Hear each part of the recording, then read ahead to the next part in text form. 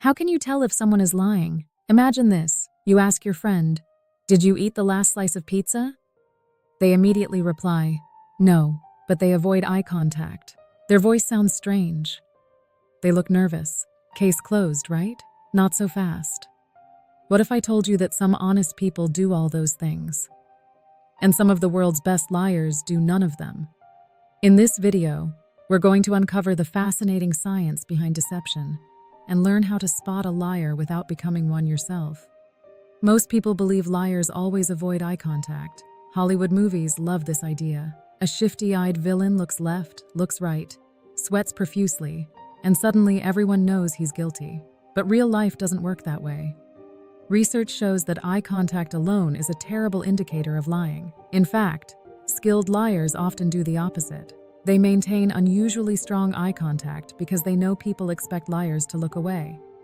They're acting, they're performing honesty, and sometimes they're very good at it.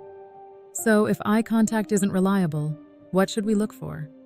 For a start, lying can be surprisingly difficult. When telling the truth, your brain simply retrieves a memory. When lying, your brain has to create a story, make it believable.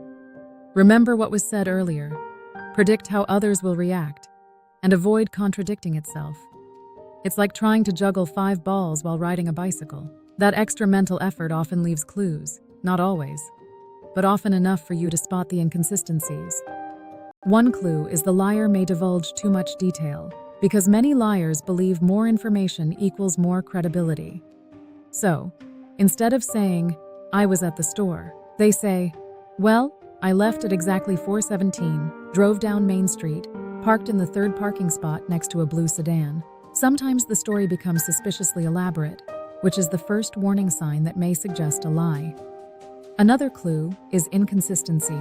Truthful memories may be imperfect, but the core facts usually remain stable. Liars often struggle to keep every detail aligned over time. Ask the same question later and the story may change, and that's the second clue.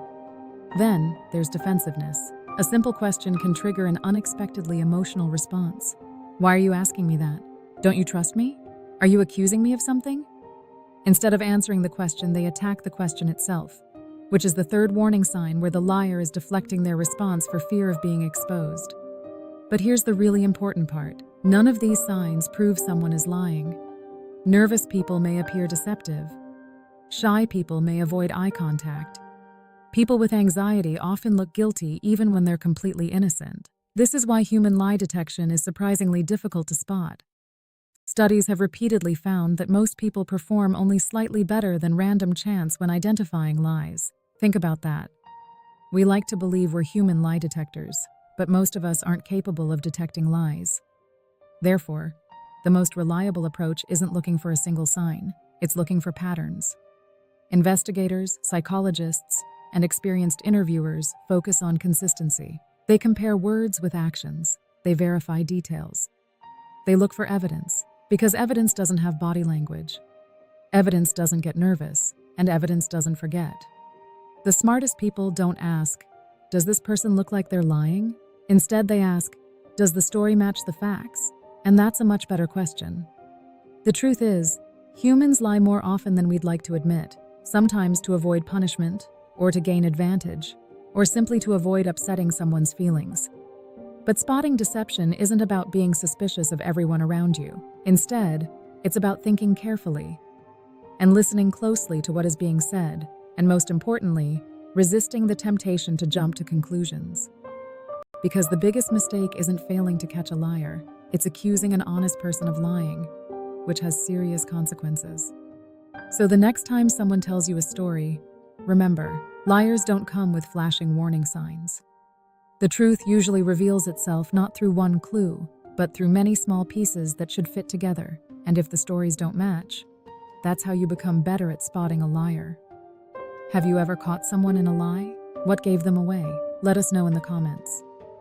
If you enjoyed this video, don't forget to like, subscribe, and join us for more fascinating insights into human behavior.